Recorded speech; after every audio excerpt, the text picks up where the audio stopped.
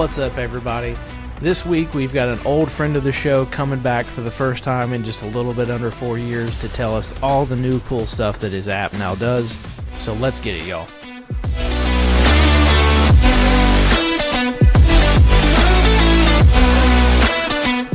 What's up, trade crew? Welcome back to the HVAC R&D podcast, the home of the trade crew, the voice of distribution, contractors, and manufacturers. We're rolling into Q2 with some serious momentum, and the show is growing bigger than ever. The HVAC R&D Substack newsletter is officially live. The Ramblin' Rhino column is back in full force with multiple fresh articles dropping every single week, and the newly relaunched resource hub at hvacrnd.com is now going to be your go-to spot for tools, products, partners, and insights built to help you grow in the trades. So if you believe in real conversations from the truck to the boardroom, make sure you like, follow, and subscribe to the show. Don't forget to subscribe to the newsletter so you never miss the conversations, columns, and resources built for the people keeping this industry moving. Big shout out to our Q2 partners making it all happen: Diversitech, LiveSwitch, RLS Rapid Locking System, True Nature Meats Company, Residio, and Mon Hummel. Now lock in, turn it up, and let's get into another great conversation right here on HVAC R&D. So what's up, trade crew?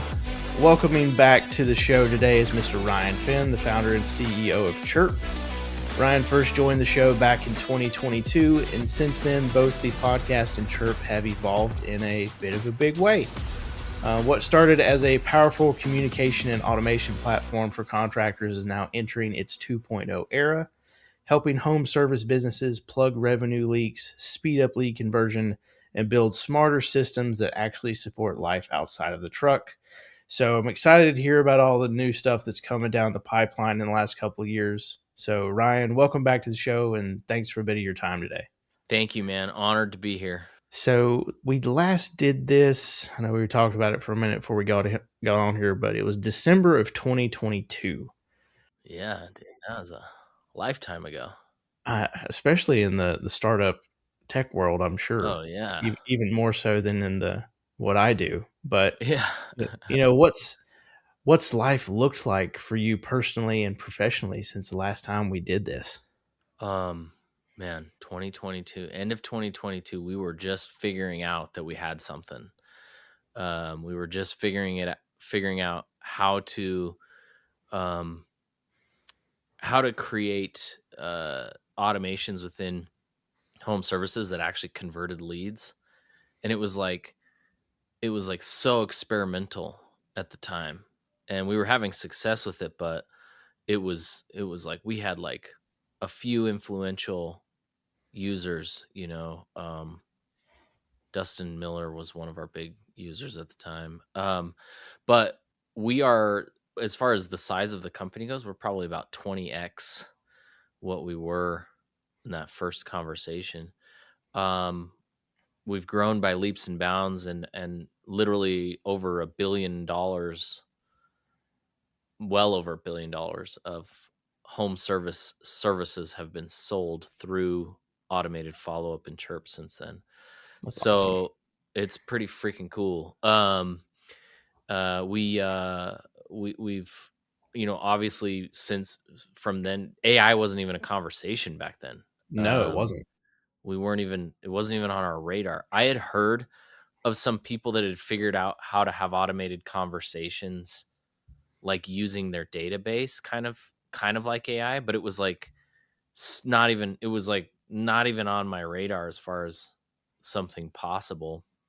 Well, and I think that's when we started to first kind of see, the chat bot pop up on the Contractors website. Right. That was really as far as it went, and it was like, can I help you get scheduled for an appointment today? Right. This super basic, right? And the last year to me has felt like about 5 years as far as how much I've had to keep up. Because every day I'm hearing, okay, have you heard about this? What about this? Have you heard about this? Have you heard about this? And we're starting to see some like of the honeymoon phase wear off, where everybody was super, super jacked about AI, and it was this new novel thing, and it is still really cool, don't get me wrong, but I think people are starting to now go, okay, a billion things just came out. I wanted to see all of them and do all of them, and I want to try everything. And now people are starting to go, okay, what is actually moving the needle in Yep. businesses? What's Yep. actually going to make me more money? And I kind of make the joke because back in the day when we were building Chiirp, I remember seeing somebody do a demonstration of a robot dog. You've seen these Yep. dogs, I know exactly what you're talking about. and they can do flips, right? And they Yep. were cool. It was like cool to see the videos of these, like, whoa, this dog can do a flip. And you go, that's really cool. The dog can do a flip. How much money will that make me? How much money will the flipping dog make me? Right. Yeah. And that's kind of where we're at with AI for a while. There was like all these flipping dogs, right? And people are going, this is really cool. Okay. Now how which one of these flipping dogs can actually come into my business and do something for me? And we're kind of to that point where we're seeing actual application of AI.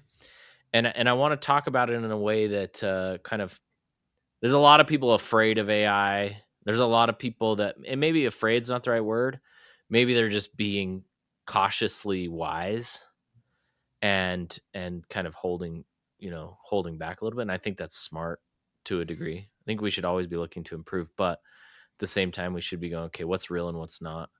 And in this case, I want to as we talk about this, I kind of want to preface it as I think AI is a powerful tool, but it's nothing more than a tool. And a tool in the right hands can do amazing things if you're trained and you know what to do. I don't I don't see AI as a replacement for human beings. I don't see it as, oh, cool, I get to fire all my people. I see it as this is a tool I can put in the hands of my people to turn them into superhumans that can do Yep. more, and I can get more out of them and they can have more fulfilling jobs.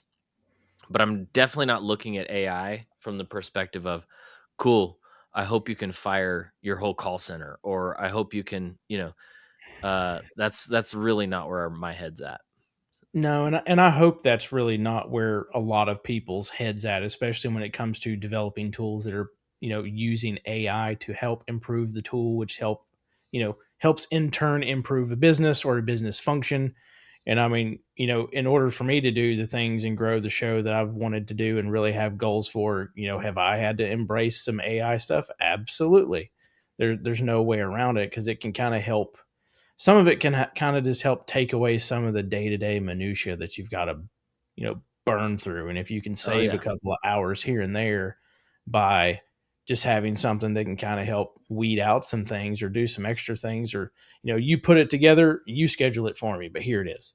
that That's that right. stuff's nice. It takes away, it saves you 5 minutes here, 5 minutes here, and then by the time you're done with it, you saved 3 or 4 or 5 hours, half a day that you're able to use doing something else that was more productive for the growth of what you're doing. Yeah, it makes you move faster, makes you be able to make decisions faster, makes you be able to get through things that you couldn't have done faster, but it doesn't mean you don't have to do the thing. It just Yep. helps you do the thing faster, you know? Correct. And that's what I mean by turning somebody into a superhuman. And we can see amazing things happening. Like my developer who could code at a certain rate can probably code 10x faster than he could before. He doesn't even actually code, but he has to know how to prompt and how to train the AI to do the thing he needs to do. And so he doesn't actually code, but he still has to know how things work, and he still has to be the human behind it. And so it's been really cool to see that part. Humans become way more efficient. But I kind of um, I kind of relate. There's a story I'll tell because I think this is important for people to. Because what a lot of contractors we notice is when they think of AI, they immediately think of AI chatbots. Yep. And AI chatbots are great. They do a lot of they can fill the gaps between downtime for CSRs or after hours and different things like that, and they work. But AI is so much more than chatbots. There's so much more it can do for us to help us become more efficient. And I'll kind of tell a story, and we'll get into a little bit about that.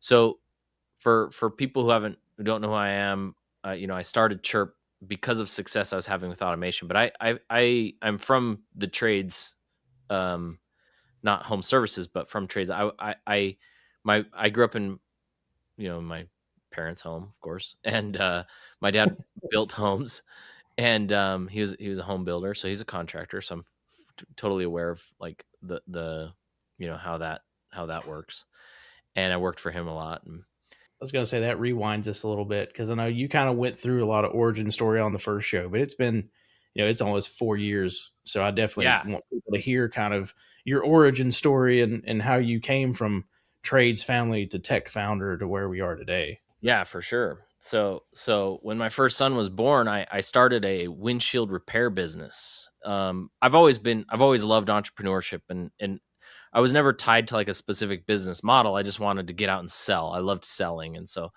I saw somebody doing windshield repair. I learned how to do it, and I started selling it door to door. And then I saw this girl.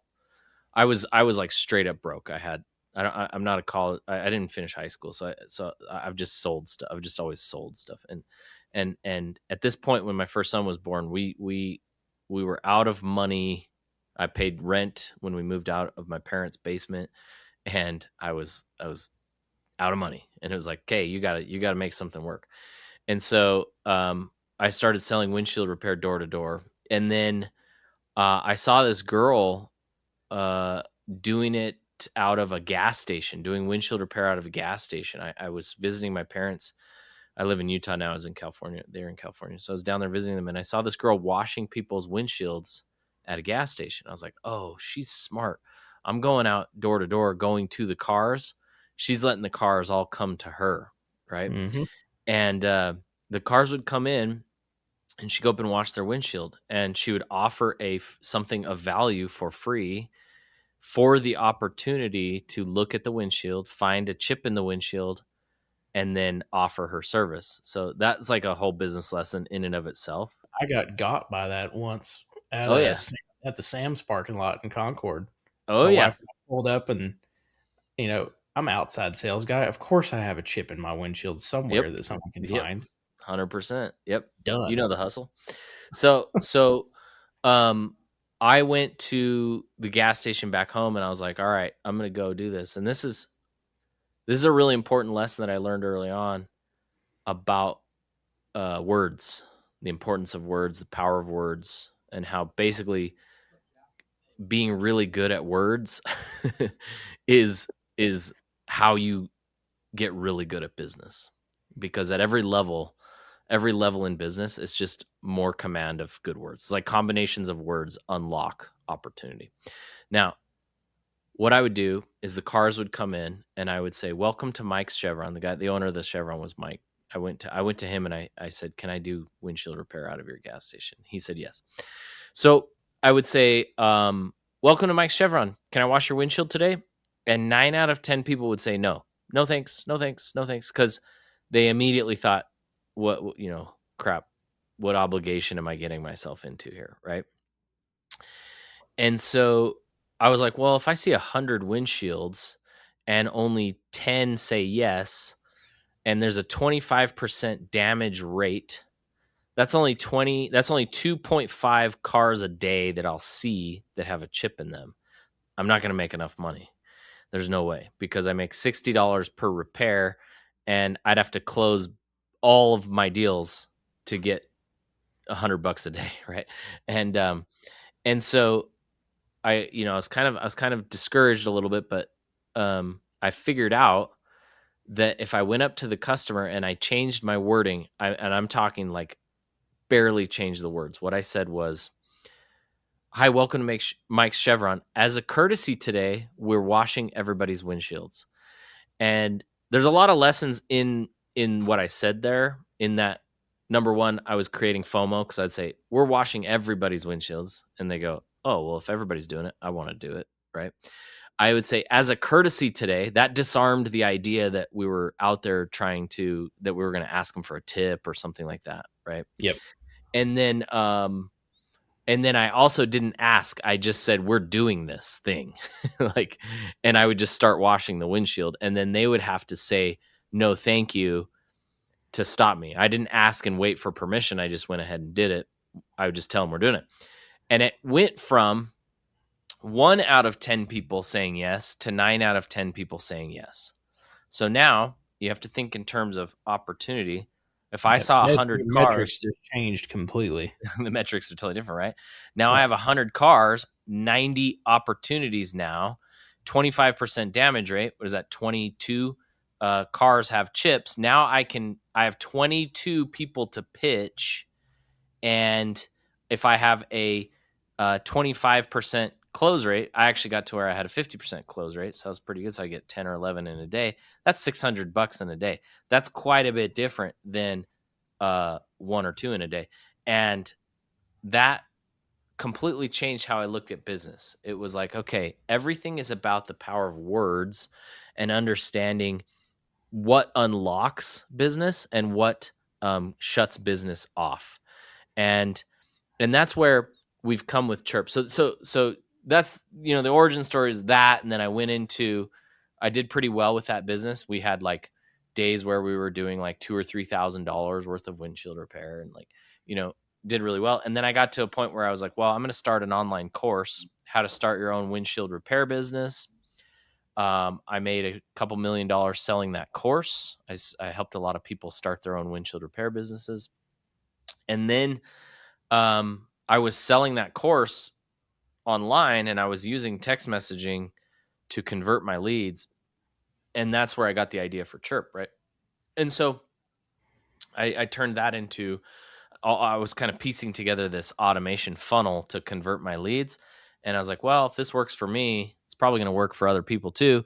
And so that's how Chiirp was born. And it's definitely not where I thought it was going to be when we started. Like, it's totally different. Like, we weren't like home service specific. We weren't trade specific. We were just anybody that's selling something, you can use Chiirp to sell it. And then it wasn't until some HVAC guys came along and said, oh, this is cool. What if it integrated with Service Titan? What if it integrated with House Call Pro? What if it did this? And we started to figure out all these really great ways to help contractors close more deals. But I want to tie that back. I want to tie that back to AI, because now the big difference between what we talked about 4 years ago, 3 years ago.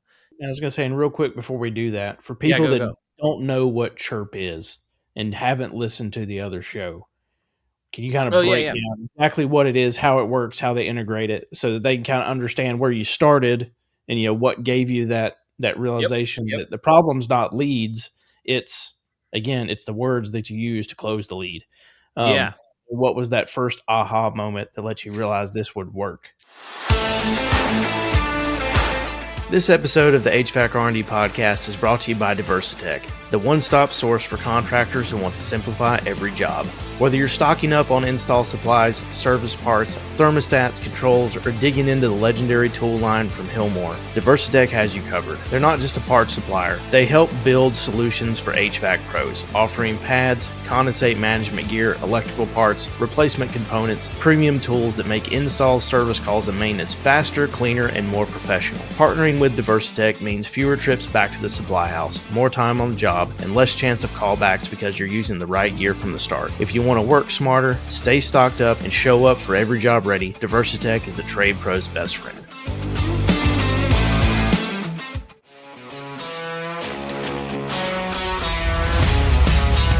Now, trade crew, depending on when you're hearing this, you may have already seen, or soon you will see, the president of Mon Hummel have me literally jump on one of their filters during the AHR Expo.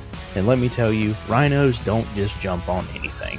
The thin-line Ultramax frameless HVAC mini pleat filter is built for commercial and industrial applications where medium to high efficiency filtration truly matters.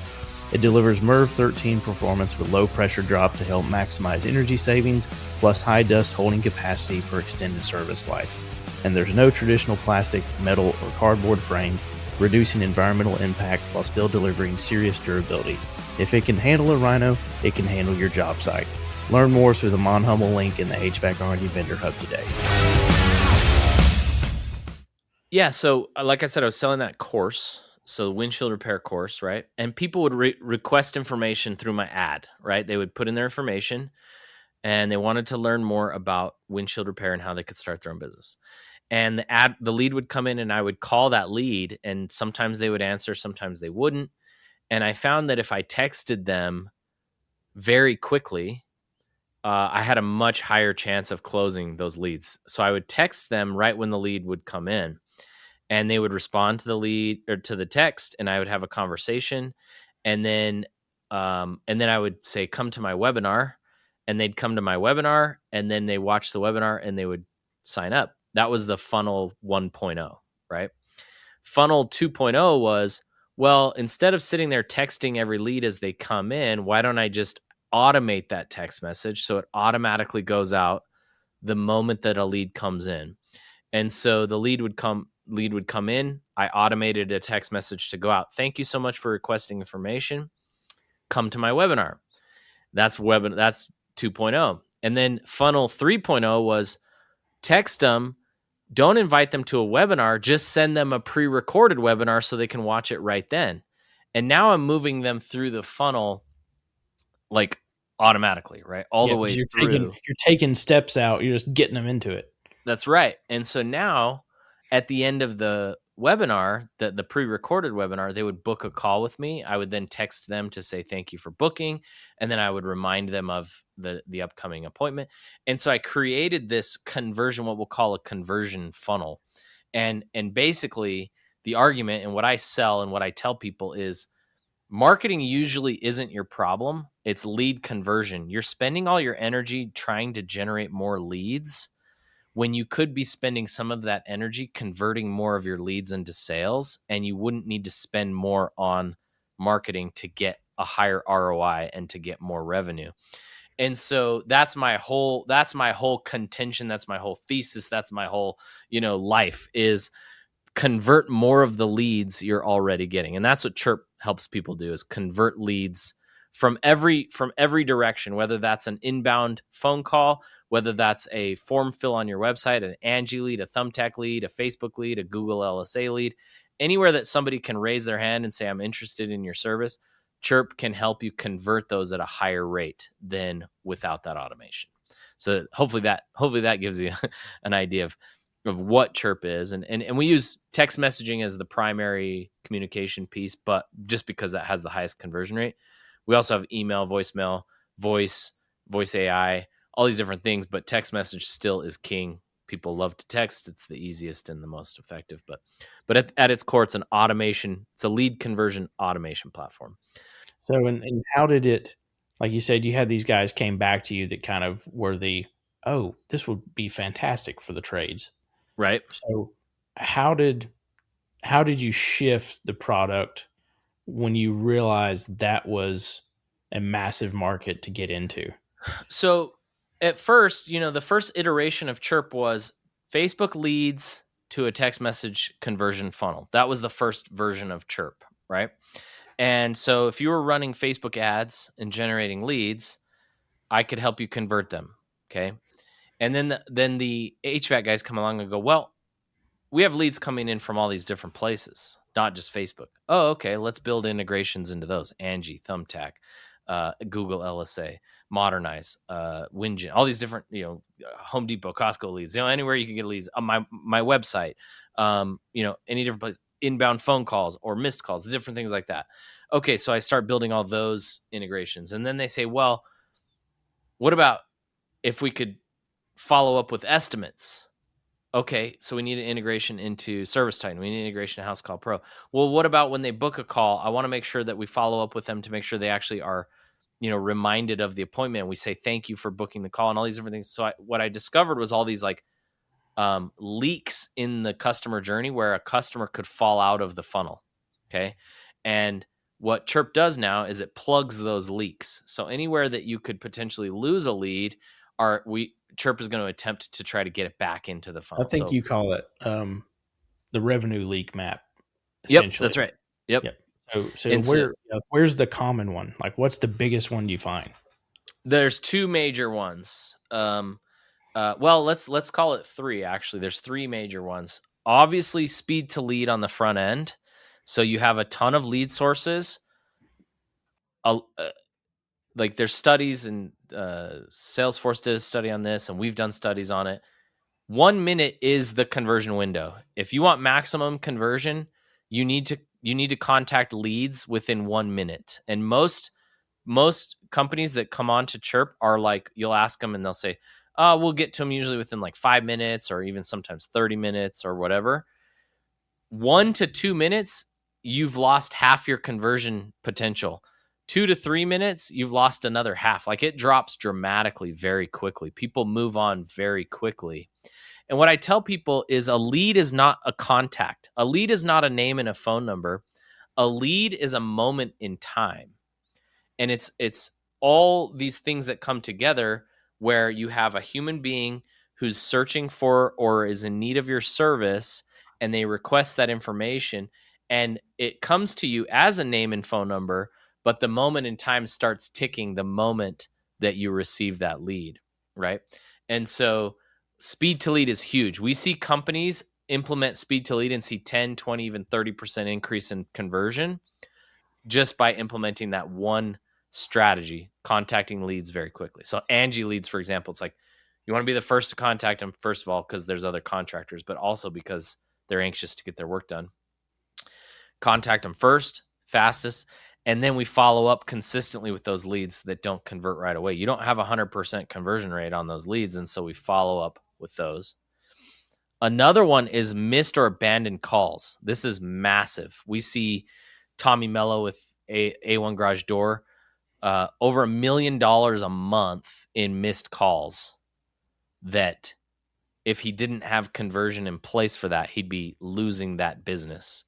And I want to say he would lose 100% of it. Some will call back, some will wait, some are willing to wait, but there's $1 million a month that's being captured because he's if a call is missed, he's immediately contacting that lead within about 30 seconds to make sure. And so what happens is the missed call, text goes out, so sorry we missed your call. Here's a link to book, or I'll call you back in just a minute. Those are kind of, that's one way. And now there's the new. I was going to say Tommy came on the show middle of 2024, and he and I talked for about what Chiirp changed in his business for probably a good 5-10 minutes of the show. Yeah, yeah. So I mean, I'm curious what his take will be now that he's got all this other stuff from you too. Sorry, didn't mean to interrupt. Yeah, no, that's great. That's great. It's interesting because I know you bringing him up. It's like guys, go back and listen to that show because he talks about it, in depth on his side. If you want to kind of hear a bit of a contractor perspective, I think that's episode 127. Sorry. Yeah, be sure to check that out. And everything everybody knows is like Tommy. Whatever Tommy says is gold. So, well, most of what he says. Sometimes he's him and I are buddies. Missed calls, huge. And we're starting to see like other solutions for this where we have voice AI answering missed calls. And I'm on the fence with voice AI. We offer it in Chiirp. It's there, it's available, we have it. I'm on the fence with it because the text message is almost every bit as effective, but we don't yet know the negatives of people that hang up on, that get annoyed when they hear an AI voice and they hang up on it.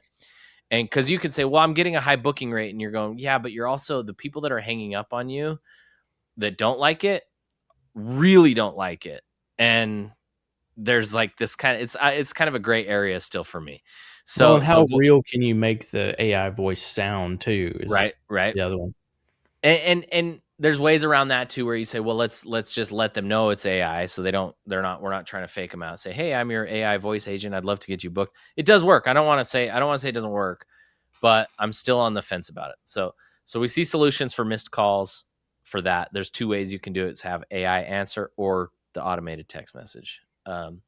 Both are extremely effective. And then the other gold mine, the big one that people just don't like, it just blows my mind, but really targeted surgical estimate follow-ups.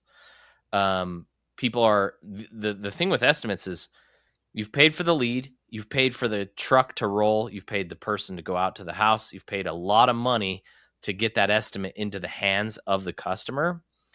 And then a lot of companies go, well, if they want it, they'll call me back. And it's like, there is a gold mine. If you're not following up with your estimates, there is a huge gold mine of opportunity. And when I say follow up, I mean relentless follow up, not just, oh, I called them once or twice. I'm talking 12 to 18 touch points after the estimate has gone out. Exhaustive follow up to make sure you're maximizing your conversion rate on estimates. Gettle. Well, Go ahead. And I was going to say, and I know you talked about that being like the rehash engine.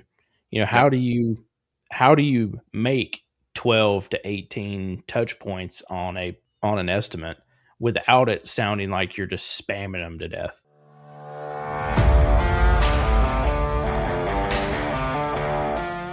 Trade Crew, I'd like to introduce you to my friends over at LiveSwitch.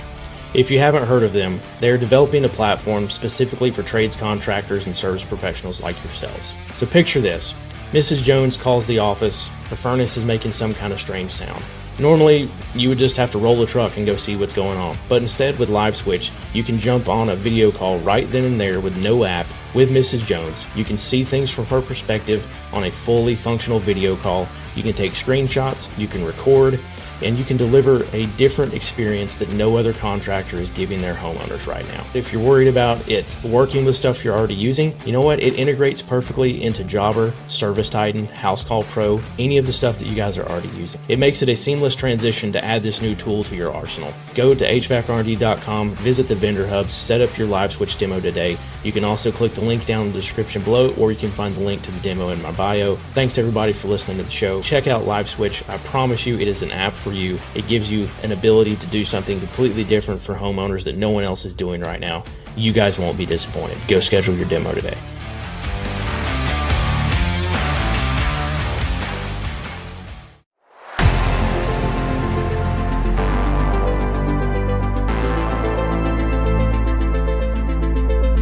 Trade Crew, let me ask you something. How many leads are you paying for right now that never actually turn into book jobs? That's where Chiirp comes in. Chiirp is built specifically for home service companies to help automate your follow-up through text, email, voicemail drops, and now AI-powered conversations, so your leads aren't sitting there going cold while you're out running calls. Because the reality is, speed to lead matters. If somebody fills out an online form and doesn't hear back quickly, they're already calling the next contractor. Chiirp helps bridge the gap by instantly starting the conversation and keeping follow-up moving automatically. And what I really like is that it still feels human and not robotic. It integrates with platforms like HouseCall Pro, ServiceTitan, FieldPulse, Jobber, and more, helping you stay in front of customers without creating more office chaos. If you want to convert more leads that you're already paying for, head over to Chiirp, automate the follow-up, and close more deals. Make sure to go to the hvacrnd.com resource hub and book your demo today and find out more about what is truly the most badass AI lead conversion system in the trades.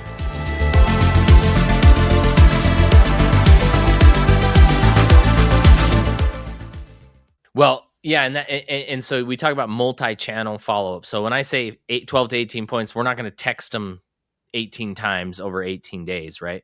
We're going to hit them with a text message. We're going to hit them with an email. We're going to hit them with a ringless voicemail. We'll also consider so when I say touch point, just them seeing you and thinking about you in some way. And so there can be mixed in there, like they might see your billboard. They might see your truck on the road and tie that back to the text message they got that morning. And so it's not necessarily that we're going to text them 12 to 18 times. It's that a combination of multi-channel follow-up is going to continue to move the message further and further into their mind. So this is where it gets kind of nerdy, right? There's a part in your brain called the reticular activator. And that's the point in the brain where an idea has to hit for it to be considered. You know, we see a lot of noise and we see a lot of ads and we see a lot of things. And you've probably seen an ad a whole bunch. Like if you watch YouTube or anything and you don't pay for the subscription, you get the ads like me. Mm-hmm. You'll see an ad 15 times and you'll never think about it until finally you go, wait a second, what are they actually offering? right? And in that moment where you actually consider it, that means that it got to the reticular activator in your brain. So that's what I mean by that. And so when we do the follow-up, we're doing enough to where they might see the text message and forget about it. And then later that day, they'll see an email from you and they'll go, wait, that was the text message I got earlier. And that drives it a little further in towards that reticular activator. And the goal is to get it to that point where they go, oh yeah. Okay. I need to take care of this thing. Right.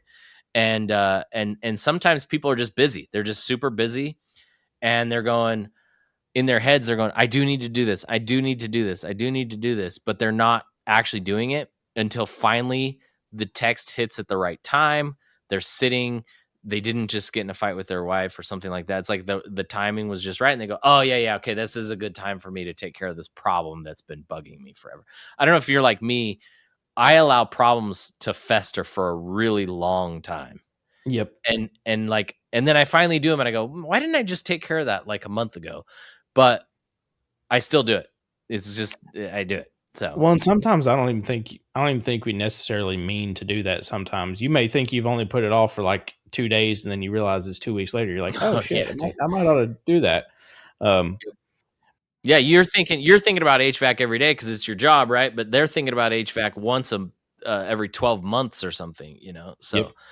Yeah. Well, and I didn't mean to interrupt you, kind of going into your story about Godel as well, because I want people to hear, you know, some HVAC specific, case studies and kind of things that you've seen over the years. Yeah. So with Godel, so this is one that was actually pretty shocking to me because, you know, Godel's known for being pretty well systematized business. Like they are on it, right? They've been doing this a long time and they are known for adopting new software when it comes out and doing the thing. And so when we started with them, I was kind of like, can we actually make a change in their business? Because, you know, I would have thought that they would have all their systems dialed in. And we implemented estimate rehash on one of their locations and we did $700,000 additional through the estimate rehash. And so it's like they were like, whoa, oh, we are missing business. Like there's opportunity we're missing. And that was like a 7 or 8% increase on their conversion rate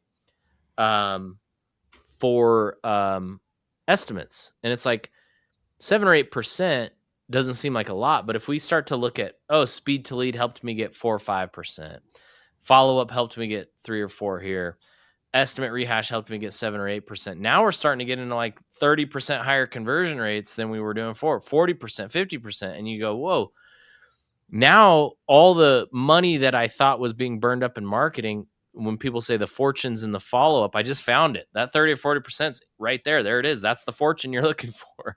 It's sitting there in follow-up.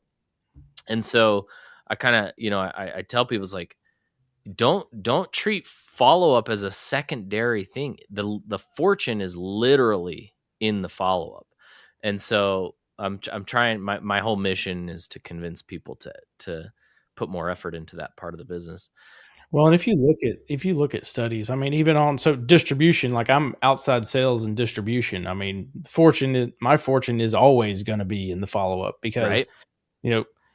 It's one thing to convert, a homeowner, but it's the other thing to convert, a contractor that's been buying this other brand for 6 years. Right. You're not doing it on day one. Hugely relationship based. You've got 6 months of follow-up before you might even get a sniff. Oh yeah. And if you look at, the average sales guy and distribution of any trade, in most cases, they'll follow up one time, maybe two. Maybe two. I would say not even one. Yeah, maybe not even one. Yeah. Maybe 50% do one. Yeah. Maybe 25%, of that do two. And, the same thing you talk about, the fall off is just. Oh yeah, just drops. Yeah. And I love that. So from a selfish perspective, I love that problem exists because it gives me a problem to solve and I can make a ton of money solving it. But it's definitely a problem and it's definitely one that needs to be focused on. And now, so let's go back to what I was talking about at the gas station. That's words, right? Because we can talk about follow-up and go, oh yeah, I'm texting my customers. Now we get into, well, what are you saying in the text messages? Yep. And are they giving you 10% or 90% opportunity, like I did at the gas station, right? And this is what kind of gets a little scary, where it can cause some anxiety in businesses. Like, there could literally be one word that you're saying in your text messages that's like destroying all of your opportunity, right? Just like at the gas station, when I would say, "Can I wash your windshield?" versus, as a I'm courtesy going. today, I'm washing everybody's windshield. The difference was 9 times, right? 9x. So you go, whoa, is there something I'm saying in my text message that's ruining my business?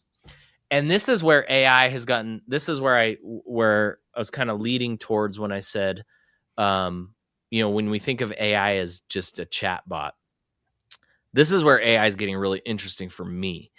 So over the last 7 years, Chirp's been sending text messages through the system, and we've sent about 500 million text messages.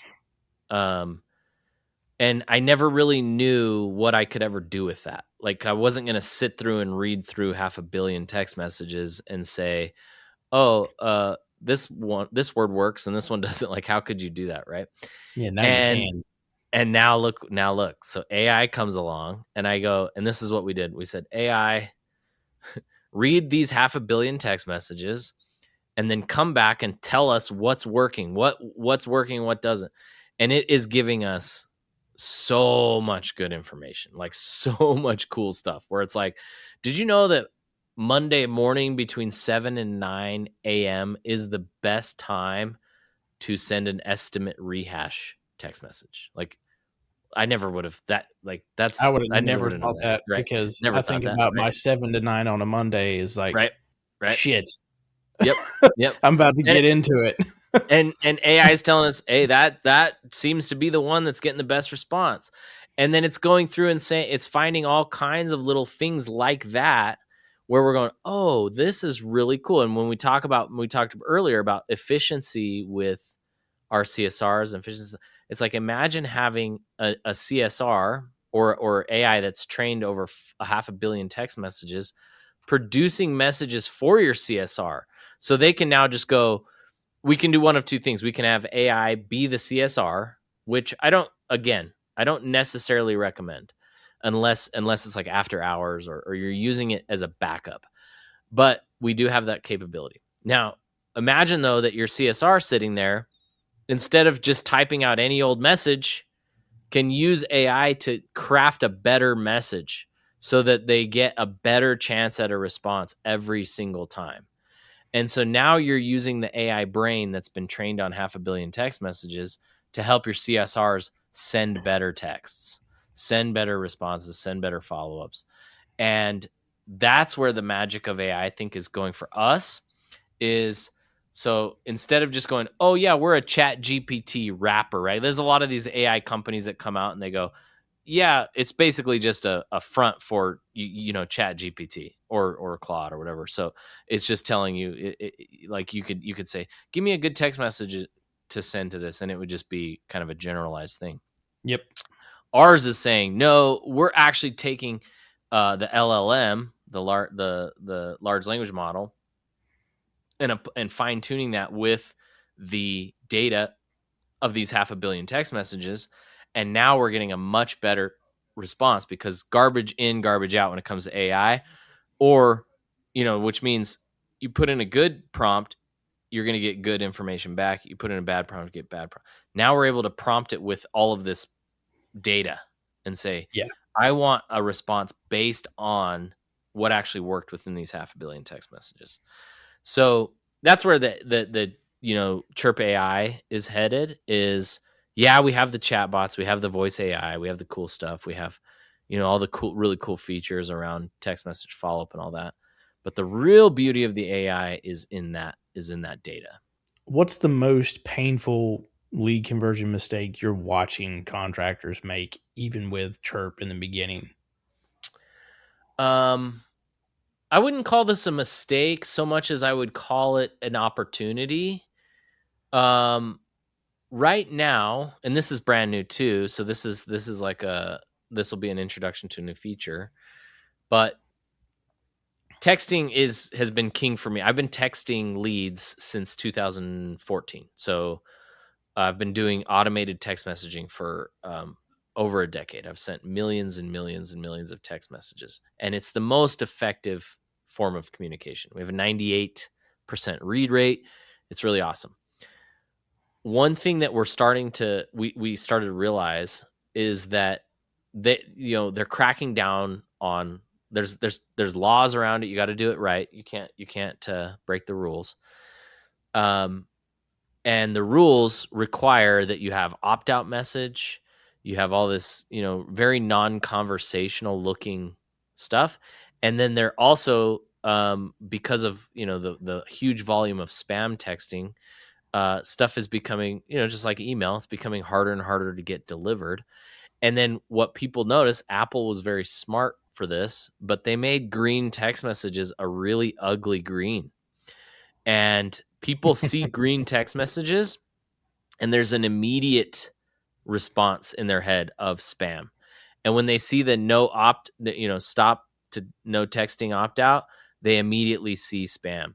And so what we've done is we have contracted with a company that actually gets iPhone hardware, like an actual iPhone, set up, and we API into that iPhone, and now you can iMessage to your customers with automation. And so now you can use blue messages to contact your leads and actually have normal human conversations. You don't, it's not SMS, so it doesn't fall under the 10 DLC, doesn't require the same rules. And you can have normal iMessage conversations. And we're seeing a 40 to 50% higher response rate on iMessage versus green message. So that's a big one. That's a huge opportunity. So I wouldn't call it a mistake. If you're texting, keep texting. But if you want to increase the conversion rate on that, iMessage is a huge opportunity there. So, well, and now that's primarily going to be iPhone based. Yes, yeah. So you're not seeing issues with Android users like me. Correct. Yeah, and these messages, when they go out, they're still going to be green when they go to the Android user, right? So it's not going to work, but it'll work. It'll be blue for iPhone users. Makes sense. Which is a huge number of people. Yeah. Well, what's funny is I did a show earlier today, and we talked about iPhones and the frustration of charge cords changing and like what's changing next. I just thought that was funny to have multiple iPhone conversations, right? And it's I think that wasn't it. Maybe it was England, but it seemed like they passed the rule where they're like, no more of this crap. It's got to be one. Everybody has to charge with the same cord. Yeah. It's like finally it's all one. But, I was like, welcome to the world of USB-C. I've been here for a while. Yeah, exactly. Right. Yeah. I actually pulled out because I had I had lost my iPod Pros. No, earbud. What are they called? AirPods.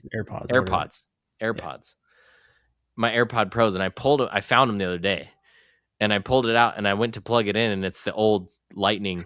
And I was like, oh my gosh, yeah. And I like dug through my drawer and I found an old Lightning just to see if they still worked. And it was like, it's so funny when that comes out, it feels like such new technology. And then when you see it again, you're like, whoa, this is old. Like, come on.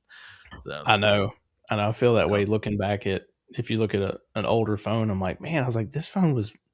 It's all grainy. You can see all the pixels. God, like I didn't realize that it wasn't here. At the time it felt like it was here, but but it wasn't. When you hold one of the first iPhones, it's so small. It's like this little tiny little thing. You're like, whoa. And at the time they were big. Trade crew, let's be real for a second. Most callbacks aren't because the system doesn't heat or cool. They're because something small got overlooked. And condensate issues, that's one of the biggest ones. That's why I like the Assurity system from Diversitech. It's a full approach: pans, switches, pumps, all designed to work together and create redundancy so you're not relying on just one line of defense. Because when water gets loose in a house, that gets expensive, fast. Now here's the kicker. When you install it the right way, you can back it with the Assurity Promise. That's up to $2,500 in water damage protection. That's a big deal for your customers and for you and your business. Just go online to assurityhvacr.com. It's easy to register, tied to your install, and now you've got another way to stand behind your work. That's how you separate yourself. Ask your local distributor about Assurity from Diversitech today.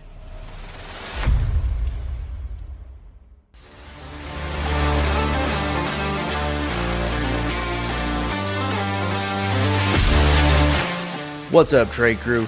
You've heard the buzz, you've seen the press gang at every single AHR.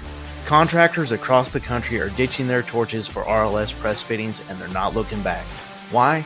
Because RLS lets you finish faster, safer, and cleaner. From rooftops to mechanical rooms, crawl spaces, and attics, it's a press and go solution that's leak tested, UL recognized, and proudly made in America.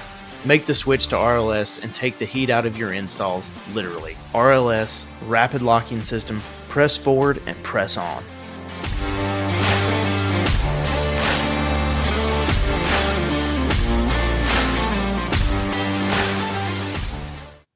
I think the first, almost all touchscreen phone I had was I think it was a LG Dare. Yeah. I think, if I remember correctly. But I remember that thing. I mean, it's tiny. It's like a little bitty thing. Yep. Yeah, it's crazy. And now with AI, and that's another thing too, is we're getting, like, people are coming out and being like, oh, software is dead. Software is dead. AI is taking over. It's like, software is definitely not dead, but it's just changing. It's changing. And the expectations of the end user are going through the roof. Meaning, Yep. like, you thought before, like, that people expected fast. Now it's like, they're like, I can literally type into Chat GPT and get any answer to anything that I ever wanted. And, like, I can start to, like, decode the meaning of life through Chat GPT, and we're supposed to be up against that, like that mentality of, like, you better move fast because I can move faster. I can move, like, if you don't respond to me, I can be on to the next HVAC guy, like that, So there's the consumer expectation is going up very, very fast. Talking about that kind of expectation, what kind of advice would you give a contractor who's feeling, overwhelmed by growth, but really overwhelmed by the speed at which this kind of technology is hitting them, even if they know they have a systems bottleneck that this could fix? Like, what kind of advice would you give them to really be able to embrace newer technology? For me, what really helped me when I started to learn about automation, learn about funnels and conversion and all this stuff, was you can over automate to death, and you can overthink to death all of this stuff. And what a lot of people do is they think of automations and they go, oh, I'm going to build that automation. I'm going to build this automation, build that automation. And then they build all these automations, and most of them actually don't affect their business. And so what I say is, start with low hanging fruit and work on one automation at a time. And don't allow yourself to get too into the weeds. Just go, you know what?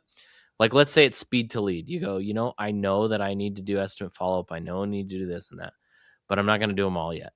I'm going to do speed to lead first. I'm going to do, I'm going to start with that, and I'm going to nail that. I'm going to make sure my missed calls are getting the best treatment. And you move one at a time. And that's why we have what we call strategy playbooks in Chiirp now. So instead of saying, what do you want to do? What automation you want to build? Like, you could come to Chiirp, like 2 years ago, you come to Chiirp. We'd go, okay, what do you want to automate? Let's do it. Like, we'll build whatever you want. Now you come to Chiirp and we say, no, we're starting with these strategies, and we're going to start at the beginning, and we're going to work our way through one at a time so you don't get overwhelmed. And we're going to start with, we have lead conversion, which is where speed to lead and all this lives. Then we're going to move on to estimate rehash. Then we're going to move on to customer loyalty, where we work on getting more reviews, more repeat customers, things like that. But we're going to start at the beginning and just make sure that the low hanging fruit that's there is nailed, and then we'll start adding more complexity, and the next thing you know, over time, over 3, 6, 12 months, you'll have a lot of really great systems in your business, and you don't have to think, I've got to do it all, I've got to do everything, because if you could do everything, you'd be Apple, and not all of us can be Apple. We can be the best local home service guy, though, and we can be the best at one automation at a time. And so, yeah, just don't buy into the hype of you're gonna die if you don't do all these things right now, because everybody has the same problems. We have automation problems in our business, and I'm an automation business, and so, like, we have issues where it's not being funneled correctly from sale to onboarding. Like, we always run into stuff. Everybody, and guess what?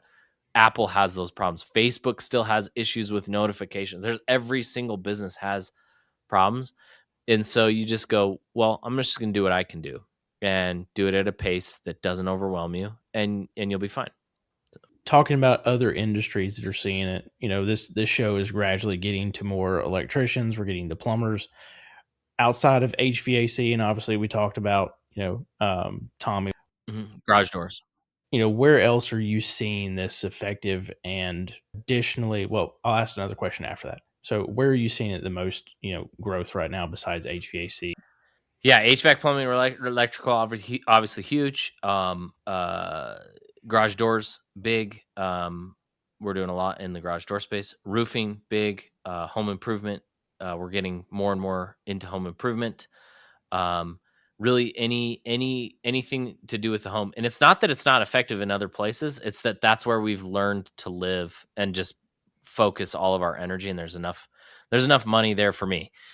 In those two industries, we call it, home services and home improvement, and that's where we're going to just continue to focus 100% of our efforts so that we maximize. I don't want to become everything for everybody. I don't want to be the guy that helps home service and dentists, and so, because I want the AI to always be specifically trained for home service trades, and so pest control, window washers, carpet cleaners, anything like that. Anyone that is selling to a homeowner something to do with the home, we're there to help them convert better. Can you still use it as a standalone, and then without integration? without 100%. integration? Yeah, 100%. So the speed to lead side, that it's a full standalone lead conversion system. It's a platform that you could run your whole conversion process and your whole CRM there. It doesn't do the field service management, doesn't do like those kind of things. But speed to lead and all of that is great. Automated follow up, great. You could even do all your estimate follow ups. There's a little bit of a manual process to get them out of whatever you have into there. But it just depends on how much you want to do. But it's like it's easier than doing 100 estimate follow ups manually. Than it. Oh yeah. Still easier. There's just some extra steps involved, but yeah, it's a full standalone system. Who all are you integrated into now? So we have Service Titan, House Call Pro, Field Pulse, Jobber, Service Monsters in there. We have a ton of front end, so Angie, Thumbtack, Modernize, WinGen, Facebook Lead Forms, Google LSA. There's ones I'm missing for sure there too. Field routes, we're in the process of building a Field Edge integration. We've got I know there's more, but there's more, but that's off the top of my head. So, but if you're questioning, if you didn't hear what you need on there, hit us up, we'll figure it out. And there's usually ways, like we have Zapier, so for if we don't have a direct integration, we can usually make it work through Zapier. Okay, or webhooks. Cool. And webhooks and API. So for anyone else that kind of wants to hear, where else they can find out more information, obviously There is still a Chiirp link in the resource hub. I will update it with some new information over the next couple of weeks once Ryan and I kind of talk about a few other things. I kind of see what will help him the best. But where's the best place for everyone to go find information? Yeah, so do a demo with us, chiirp.com with 2 I's, CHIIRP.com. We do like a consultative demo. We're going to show you all of everything we talked about. We're going to show you the strategies, the playbooks, and we're going to find that low-hanging fruit in your business and just determine where to start, what's going to be the most effective place to start. And then what we do differently now that we didn't do before is we have a coaching program. So we don't just say, here's your software, good luck. You actually get assigned a coach, an automation expert who is there for you forever. They'll help you build out automations. You can reach out to them for strategy. They're going to help you implement. And what's cool about that is it's kind of like hiring an internal automation expert, but for much less than it would cost to do internally. And so we've become kind of more of a platform where you have somebody to help you. We're not just going, well, if the software can't do it, too bad. It's like your coach can find different ways to make things happen. Like just yesterday, I had a team who needed an abandoned call setup, but they have a system that we're not integrated with. Their phone system, we're not integrated with it. And so their coach looked at different ways and they figured out how they could trigger the automated text message without an integration. And it just took that like hour of a coach's time to just really research and figure it out to make that happen. And that's what the coach is for, is to help find ways to create automations that, because everybody has different systems, everybody does things a little bit differently, and there's not a one size fits all. And so you need that extra help to implement all these strategies. Ryan, I really appreciate it. Everybody, while we were talking, I did check it. The link from R&D to Chiirp still sets you up with a book demo now, so it still does work. Nice. Lands on. What does it go? It goes to the most badass AI. Oh yeah, you're good. Yep. The trade. Yep. Convert every lead, call, and estimate into book jobs automatically. And look, and there's you talking. So yeah, it's right there. If you haven't heard enough, there's more of me over there. If you haven't heard more over there. Yeah, you can still book a demo right there very easily through HVACRD.com and the resource hub. And then there's also free webinars that Ryan and his buddy Tommy will do as well. So you can register for those at the top of the page. Any last words for the trade? No, that's it. I appreciate you guys indulging me for a minute there. My last piece of advice would just be don't be afraid of it. AI's here. You might as well embrace it. It does really good things, but just go into it with your eyes open and just go, I'm just gonna do it step at a time. Well, I appreciate your time today, buddy. Everybody, thank you so much for listening. And Trade Crew, I hope you have a great weekend, and I will catch you soon. Peace. And that's another one in the books, Trade Crew. If this episode brought you value, make sure you like, follow, and subscribe on whatever platform you're listening on. Share this episode with your friends, your coworkers, your install team, your sales reps, and anyone else in the trades that need to hear it. And if you've got a voice, a story, or a lesson that the trades need to hear, this show is built for you. Head over to HVACRD.com, use the show questionnaire link, or hit the links at any of our social bios, and make sure to get me your information so I can get you booked in for an episode of the show. Because if you're from the trades and you've got something worth saying, HVAC R&D is your platform. Until next time, keep evolving, keep serving, and keep the conversation going. Collaboration over competition always wins. So ramble on, Trade Crew.